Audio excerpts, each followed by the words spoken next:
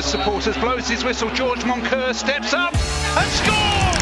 Bottom corner of the net. The goalkeeper was very close, and it's George. He lets in a low cross, and that's been turned in.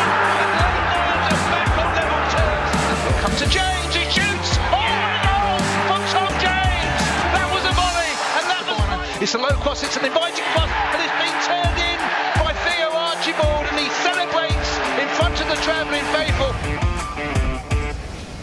Good afternoon and welcome to Orient Live here in E10. The O's are back in league action after a week off due to the snow and frost, but it is still a cold one here as the O's are facing Sutton United. I'm sure it's going to be a tough test, and as far as League 2 fixtures go, I feel to say this one's a close rivalry, but I'm delighted to be joined by Orient legend Joe Wilson and journalist Andrew Butler. Boys, as we say, it's an exciting one. Unfortunately, we had an enforced break last weekend, but a really good chance to pick up another 3 points at home today. Yeah, first of all, I think they've done unbelievably well to get the game on. Obviously, with a little bit of help from Tottenham Hotspur ladies, I believe. But it's great that the boys can get the game on. Obviously, unfortunately, couldn't play last weekend, but good to be back in action. I'm sure Richie and the team will be keen to build on the momentum from the Bradford game, and look forward to picking up another 3 points today. And although we didn't play, Stevenage were held to a 0-0 draw against Mansfield last Saturday. Means the O's will be top of the table for Christmas Day, which is a nice present. But it's an amazing positive, isn't it? Yeah, and they're not playing as well today, so we're only one of two games that's happening in League Two. So a good opportunity to kind of fully bring forward that advantage to Christmas. We could be, I don't want to jinx anything, of course, but we could be 7 points clear by the end of today. So that is an amazing position to be in before Christmas, and even further away from fourth place, of course, as well. So Stevenage only drawing last weekend obviously did us a favour, but we've got our own game here today that we've got to win, and it's a very, very winnable game. Well, there's nearly a double jinx in there, Andrew, and I don't want you to keep on like that, because on paper it is a winnable game, but Joe, you were saying you look at Sutton as a don't want to say a bogey team, but they're a side that's come here and made it hard for us in the past and away, of course. Yeah, they're a team that I think I'd say they know how to make it difficult. I'd put them in the sort of bracket of like a Wimbledon. Obviously, I think playing at home today will give us a massive advantage, but they're a team that they know how to make things. They like it when the game's ugly, disjointed. They'll foul, to kind of like disrupt the flow of Orient, and they'll make it as difficult as possible. I'm sure. Well, I predict we might see them sort of, allowing Orient to have the ball at times, and spring counter attacks, look to win set pieces, and I predict that's going to be their sort of game plan today. But yeah, they'll definitely try and make it tough. It certainly is going to be a tough one. You'd think, at least anyway, and the O's have made just the one change ahead of today's fixture, and it's George Moncur who misses out through illness, and it's Aaron Drynan who replaces him. But here's the team in full, and as always, in goal is number 22 Lawrence Vigouroux. At right back is number 2 Tom James. Our first centre back today is number 5 Dan Happy, and our 2 wide men is number 7 Paul Smith and 11 Theo Archibald. We've got Jordan Brown, who's number 12, and 15 Idris El Mazouni in the middle, and that one change of number 16 Aaron Drynan coming into the side. Joining El Mazouni and Jordan Brown in the midfield is number 18 Darren Pratlin. He's wearing the armband this afternoon, and partnering Dan Happy, of course, is the ever reliable number 19 Omar Beckles. And whether he's leading the line or playing out wide, we'll discuss that shortly, but it's 23 Charlie Kelman, and on the bench for the O's is Sam Sargent, Shadrach OG, Craig Clay, Ruel Sotiriou, Jaden Wareham, Rob Hunt and Stephen Duke McKenna. So an interesting one, and George Moncur missing out is obviously a blow. It looks as though maybe the shape might have changed with this change. Who knows? Yeah, the only thing that I can think that it might look like how we'll line up is probably maybe a 4-2-3-1, which we've done that before when we haven't been able to play three in midfield. So it looks like perhaps Drynan will come and play on the right-hand side. That's what I'm predicting. We've seen him do that when he's come off the bench a couple of times this season. Push probably Paul Smith into the middle number 10 role, and leave Idris El Mazouni and Darren Pratley to clean up in central defensive midfield. But I think it might play to our advantage as well. Obviously, it's a shame that George Monkeur's not playing because he's a kind of player who breaks the line so well, and I think we'll need that against a team like Sutton for reasons that we'll come on to shortly. But at the same time, it just means that attacking intent is fully there from the off. You're basically playing close to a 4-2-4, which against this Sutton team, which can be got at, would be a good place to start, I think. It allows flexibility as well, Joe. You've got two strikers on the pitch if you maybe do need to go a bit more direct, and we haven't seen really Drynan and Kelman play too much together, but one's a bit bigger, one's a bit smaller. It could be a good strike partnership, them two. Yeah, I think it'll be interesting. It's I think it's obviously an attacking selection that Richie's gone with today. I think he sort of don't want to kind of jinx it, but playing at home against Sutton, we'd like to think that we'll go out there, be on the front foot, try and dominate the ball and create chances. So I think that obviously including both strikers in the lineup shows our attacking intent today. Also, I thought it was interesting that Rob Hunt's back on the bench, so probably a good show of faith and reward for Jordan Brown and the form that he's shown at right back, that he's stuck with the two fullbacks. And it's going to be important to be defensively sound as well, as it always is, but it's going to be a battle as well. And you've already kind of picked up on that defensive midfield position, but as Joe says, Sutton probably will make it tricky for us, and especially with the conditions, there's going to need to be some battling done out there. Yeah, it's going to be such an interesting game in that respect, because it's kind of like it's almost like a battle of philosophies. Not that it's like it needs to be like that deep or whatever, but Matt Gray, as Sutton United manager, only ever plays 4-4-2. I had a look earlier today. The last time that I could see that they didn't play 4-4-2 was a 4-2-3-1 in August 2019. The guy just loves playing 4-4-2. Sometimes he might make it 4-4-1-1, but we all know that's the same thing. But whereas with us, we're like, okay, well, we can't play one player, so we can't play our normal 4-3-3. So we'll go maybe 4-2-3-1. We might still play. We might go 4-4-2, match them as well. So and the way that we play kind of stands in quite stark contrast to their style of play. But it's like you say, it will be a battle, and fortunately this season we've come out of those type of games, and I'm thinking like Barrow away, Carlisle away, games that were like real like huge battles, and Stockport away actually for that matter. And we've come out on top, and we've had that winning mentality. We've kind of learnt how to win, because we've had times down the years where you just, for whatever reason, you just don't kind of fancy the team because we're not up for the battle. But we've got such a talented team that actually sometimes teams have come here, or we've gone to other teams this season, and we've matched them just by purely being better footballers than them. 4-4-2, as you say, it's a formation as old as time. And what is it like as a player having to come up against a team that is insistent on two banks of four and making it really hard? Do you think the O's will have to maybe change their game at all slightly? It might make things tough. It will certainly make things tough, because, like Andrew said, they don't ever move from that formation. That's how they play. That's obviously how they're coached. It's drummed into them. So the team's obviously very well drilled in playing that in that way. And they, no matter what kind of opposition or different formation they come up against, they know how they play, and they know how they're gonna counter whatever threat the opposition pose. So from that point of view, they'll certainly be organised, and I think Orient will have to. Yeah, maybe do something a little bit different and try and be creative to try and break them down, because, they'll be well aware of the threats that Orient will pose all over the pitch, and they'll be prepared for that. So it might be a case of, I don't know, possibly the wingers switching over. Obviously, we've gone with two strikers up front today, which they might not have been expecting. So yeah, it might take something different, a bit of creativity to disrupt them and cause some problems there. And I don't want to diminish Richie's tactical brilliance here, but the formation almost doesn't matter when you've got wizards such as Theo Archibald and Paul Smith out on the wing. I feel like you could just send them out and tell them to just do whatever they want, and we'd probably still get a result. But it's true. When you've got Paul Smith and Theo Archibald, Sutton are the ones that will be more fearful. Oh, 100%. I think, in my opinion, we've got probably the two best wide men in the league.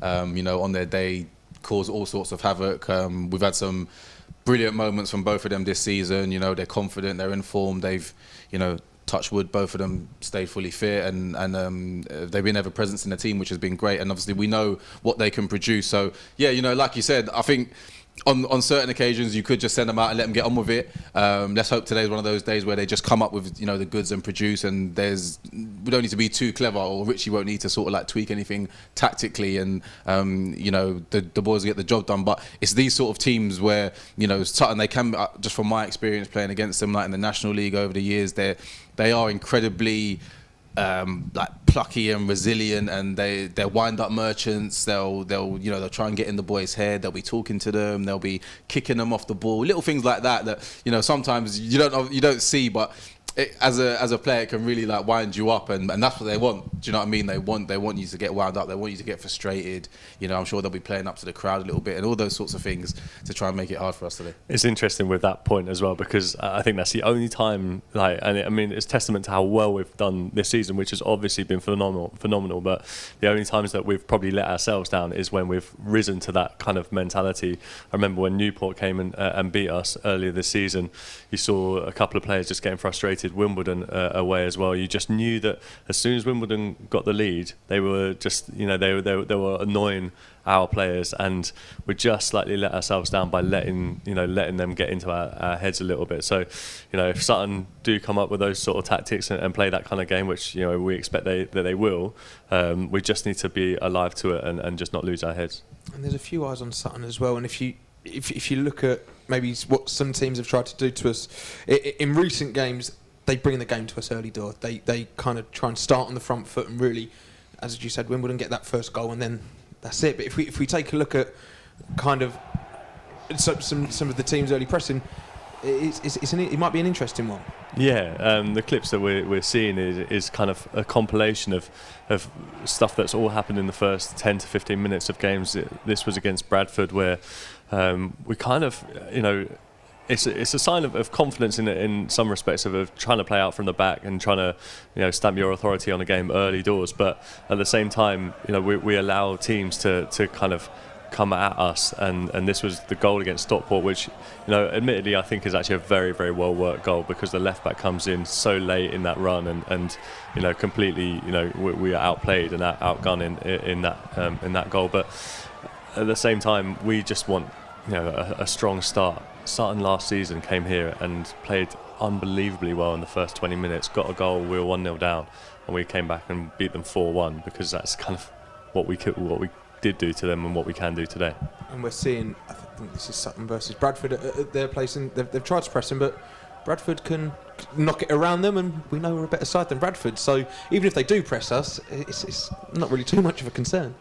To be honest, I think Orient would be delighted if they came out and pressed today, because in terms of playing through the press and that build-up play from the back, I think Orient are probably the best in the league at it. So if they were to come and play, they'd leave holes and spaces all over the pitch, which we could easily exploit. So I doubt they'll be that brave, especially playing away from home at the team top of the league. I'm sure they'll come, sit in their two banks of four, and look to counter and play on the break. But if they were to come and be that brave in pressing high, that would certainly fall into Orient's hands and suit the way that the boys will want to play today.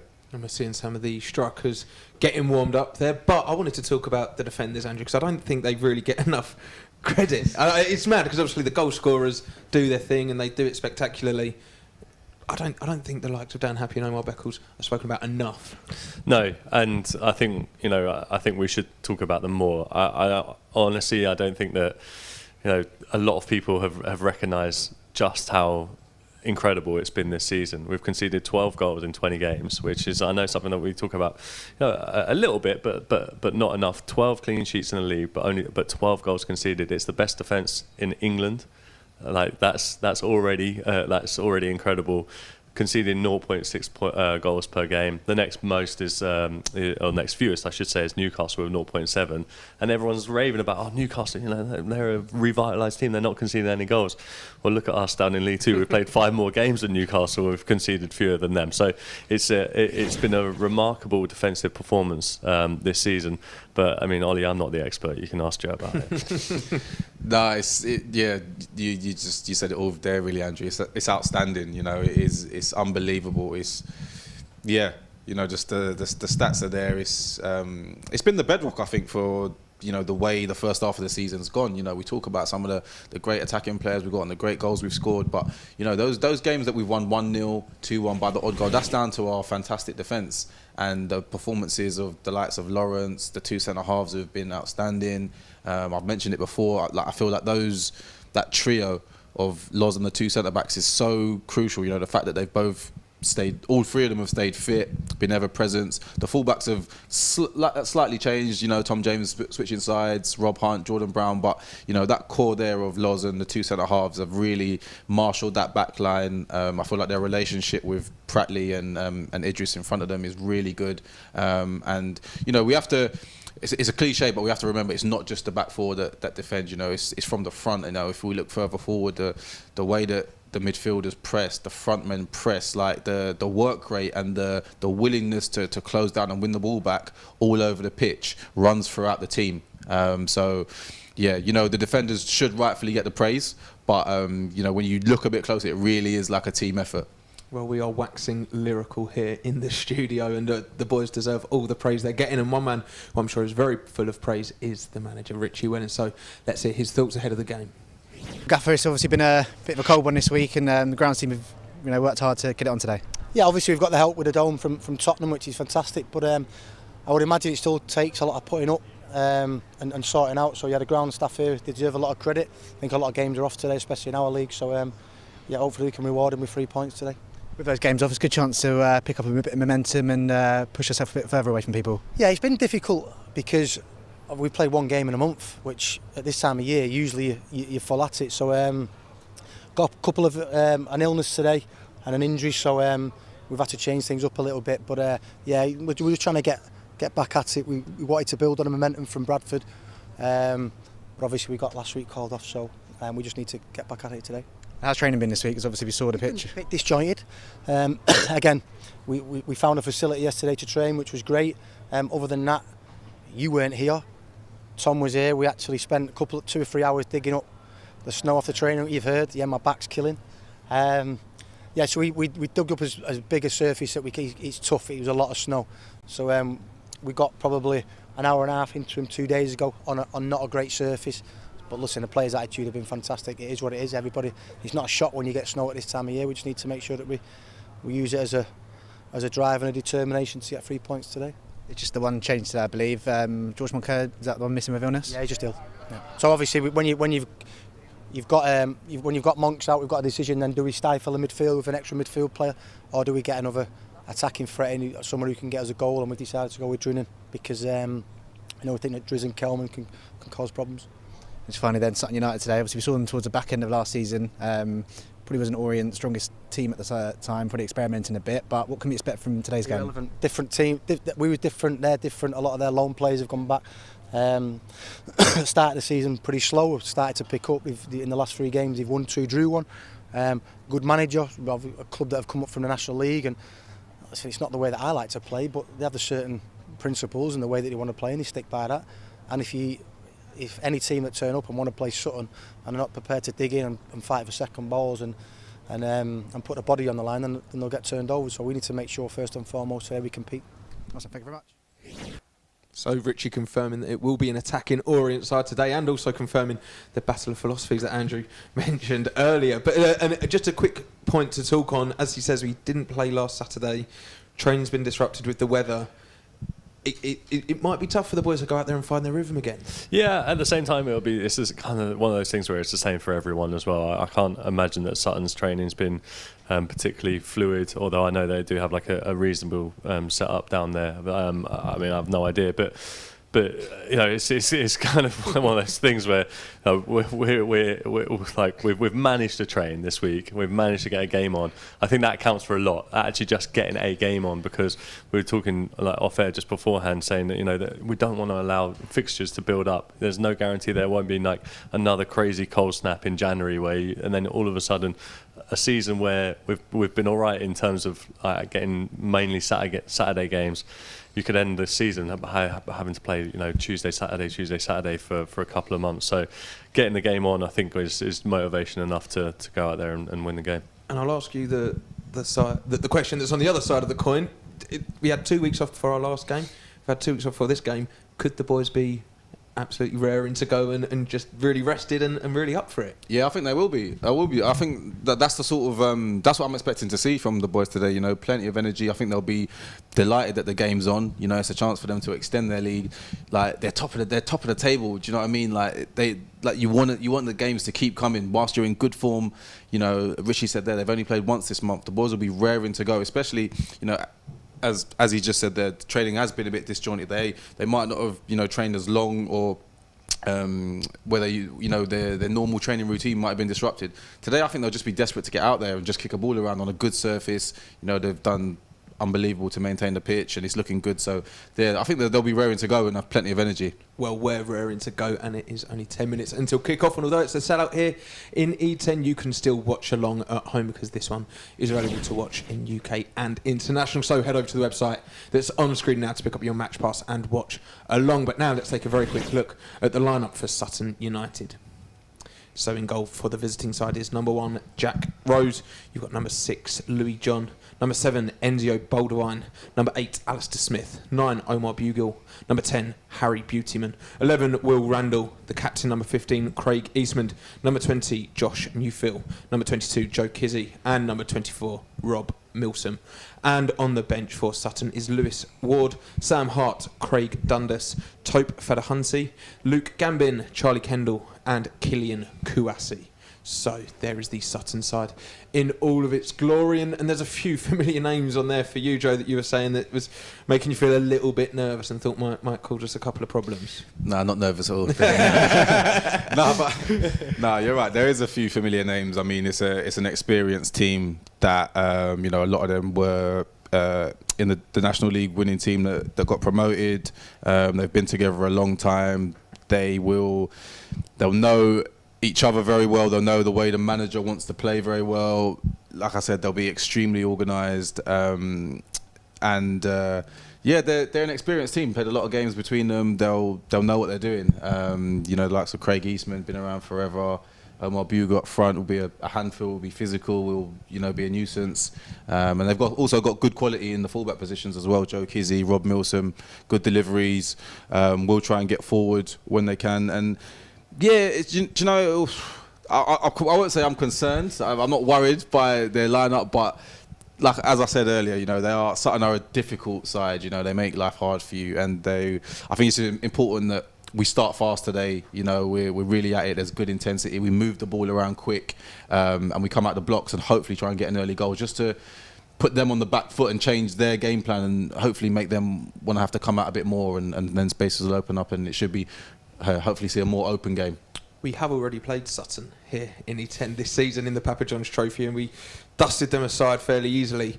You fear or feel today might be a slightly different contest? It'll be a totally different proposition as well. I think that game in the Papa John's Trophy was a good chance to see a couple of different players. We played well, don't get me wrong, on that night, but this is kind of a game that we've got to, like Joe said, start well, show our stamp our authority on the game, and show them the reason why we're up the top. I think a team like Sutton has done amazingly well the last few years. I know we can give out a lot about their style of play and the way that they set up and all that kind of stuff, and I have done as well, but it's something that works for them, and they've done very well to be in the position that they are, as for the size club that they are. So we just need to make sure that we kind of we give them a reason for them to not come back next season.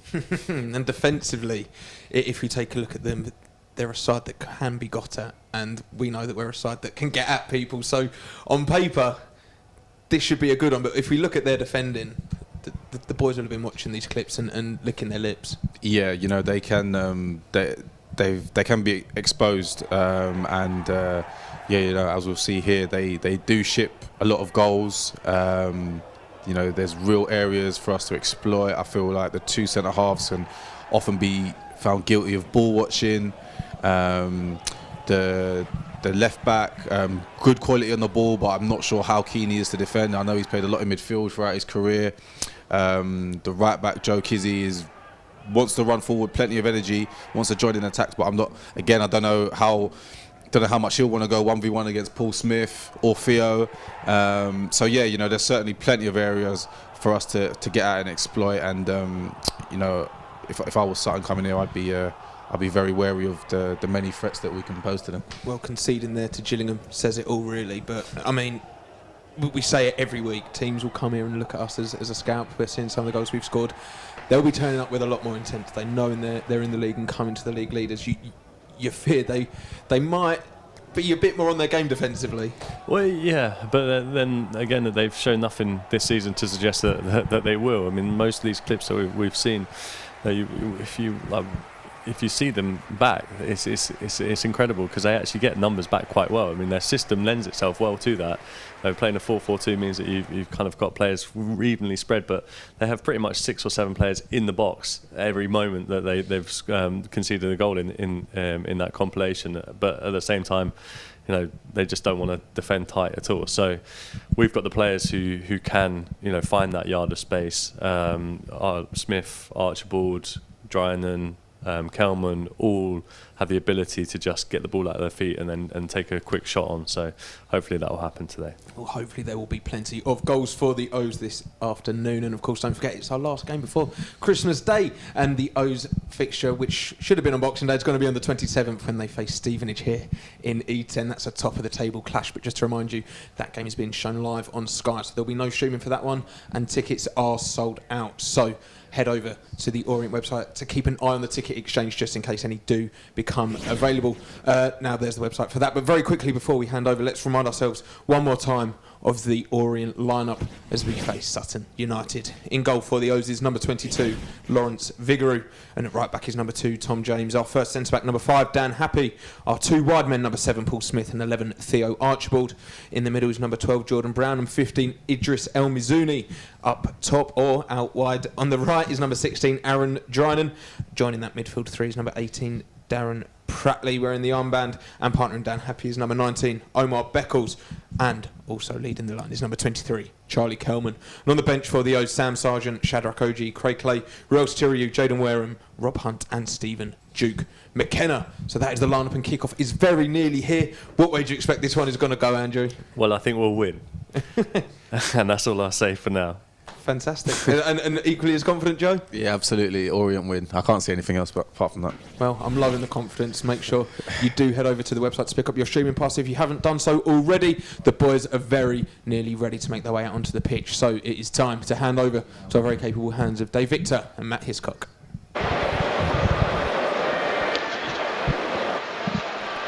Good afternoon and welcome to a chilly Brisbane Road, and congratulations and thank you to Colin James and the team that have worked so hard over the past few days to make sure that we have a pre-Christmas match to enjoy.